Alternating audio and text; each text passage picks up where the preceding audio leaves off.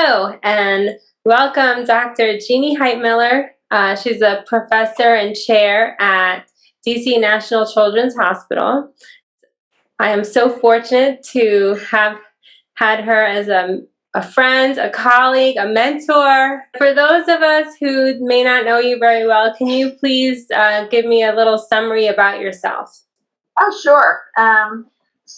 I'm currently based in Washington, D.C. I'm the chief at Children's National, where I'm the chief of anesthesiology, pain, and perioperative medicine. So I am personally, I'm a wife, a mother, a grandmother. I guess towards the end of my peds residency, having done the surgery rotations and the ICU rotations, I was watching them bring kids back from the cardiac ICU, and I said, that's what I want to do. And so then I did an anesthesia residency, and then I did cardiac and pediatric fellowships, not ACGME at the time, but fellowships nonetheless, and then stayed on at Hopkins for the majority of my career as a pediatric and cardiac anesthesiologist, and then came to DC to be at Children's National. When you initially started off as a young attending, did you know that you were going to stay in academic medicine and pursue these huge leadership roles that you've held? I first wanted to go into peds anesthesia really because as a pediatrician, I spent a lot of time taking care of oncology kids. And back in the late 70s, early 80s, we didn't put those children to sleep for their procedures, for their bone marrows, their LPs. And I,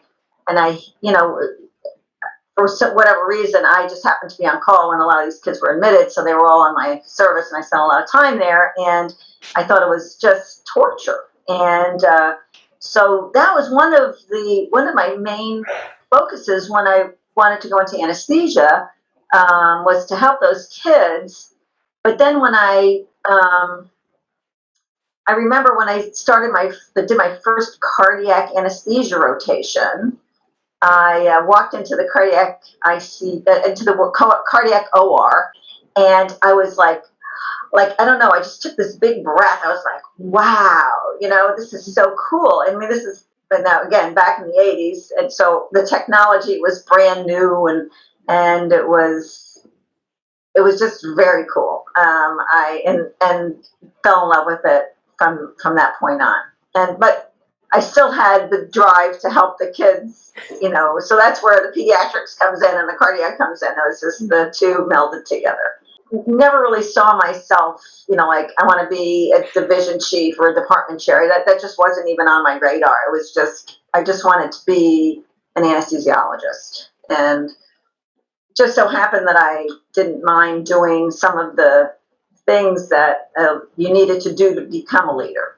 You need somebody to do the schedule, you do the schedule. If you need somebody to do something that requires managing people, you say, yeah, sure, I'll do that. Or build a program, yeah, okay, I'll do that.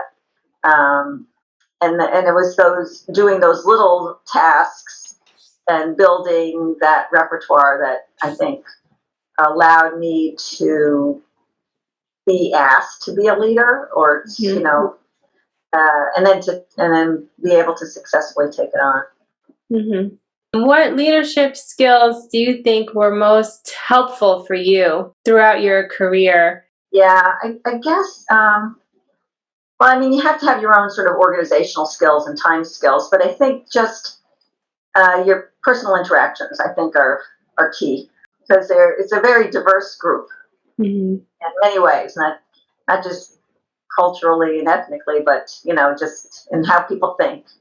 I guess that was one of the things I was able to, at least I tried to get along with everybody, I guess, to a certain extent. And that helped. Mm-hmm.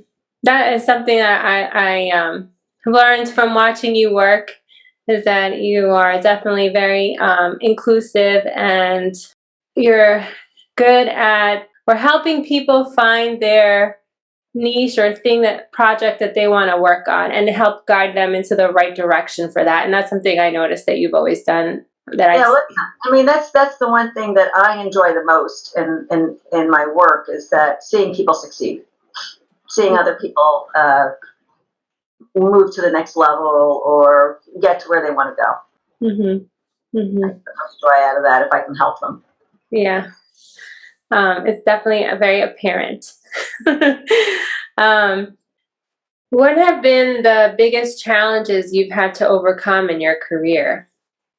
Well, other than, personal, balance, I guess one of the first things I kind of was was one of these open your eyes to was salary inequity. And as a young attending, a friend of mine who was actually leaving uh, pulled me aside and said, "Hey, look, I'm not sure what you're making right now, but this is what I'm making. Mm-hmm. I just want you to know that." And it was significantly more than what I was making. Mm-hmm. And she had, I think she was better at negotiating than I had been.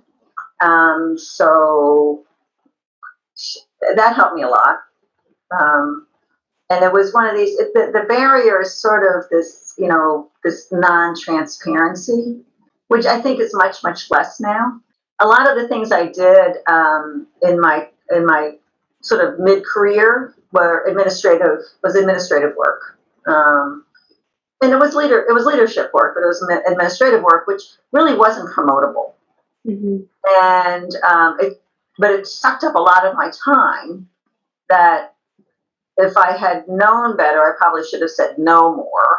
Mm-hmm. I should have said no instead of yes, yes, yes, and then focus more on the academic side of things than on the administrative leadership side of things. But that was the environment I was in, and it's not necessarily everyone's environment, because it depends on your institution and what they consider promotable activities. Mm-hmm. So I guess I don't know whether you would call that an obstacle or not. That was one of the things I had to encounter. Mm-hmm. As you reflect on your career, is there anything you would have done differently? Oh, you mean as far as being a pediatric anesthesiologist? Absolutely not. I love being a pediatric anesthesiologist. I mean, there is, and in fact, when people ask me what I am, I don't say, "Oh, I'm the chief of anesthesia at Children's National." I say I'm a pediatric anesthesiologist because that's my identity. It's more of my identity than any of the leadership things I've ever done. Mm-hmm. That's what I enjoy. Mm-hmm. Do you have any regrets in the choices that you made or opportunities that you passed up? I don't regret any of the opportunities that I passed up.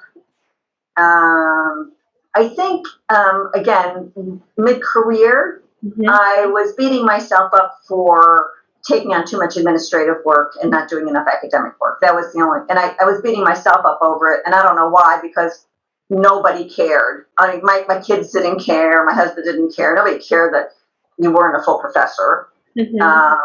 I don't even think the people I worked with cared, I don't, and it was something, I guess I cared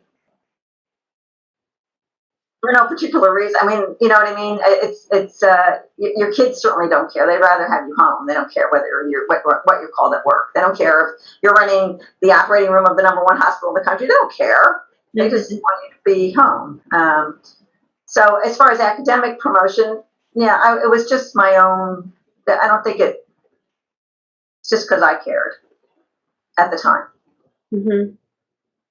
But I think that's a sentiment that a lot of people have, right? Yeah. Because we're all very driven, and you've always gone through a succession of, I was this, now I'm going to be this, and now I'm going to be that. And then, for some people, it can be frustrating that.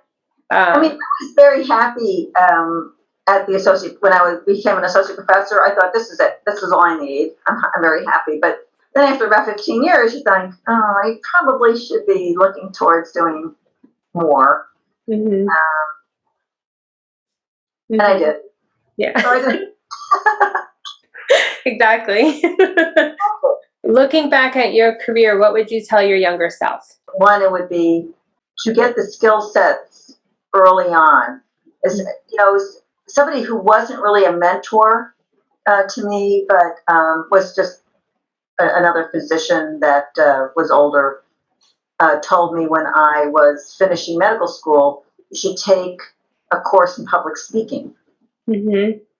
And I wish I had at the time, but I thought that's odd because I'm not planning to do any public speaking.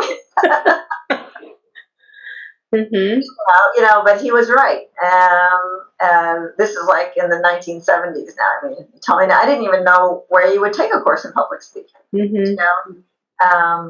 And then as I've gone along, I wish I had taken courses in negotiation. Just like learning anesthesia, you have to learn. There's a lot to learn about these skills. The other thing I think I would have told my younger self, and I'm still trying to tell myself, is to listen more and not try to solve the problem. Just listen. Because, I'm sure you're the same way, but people like I am often just want to fix the problems. Mm-hmm. And it's not always about fixing the problems. It's about listening and hearing because sometimes you think you're hearing the problem, but you're really not. Well, thank you. It was a pleasure talking to you. You always give great advice, and it's always wonderful and nice to hear you. Allison, it's always great to talk to you too.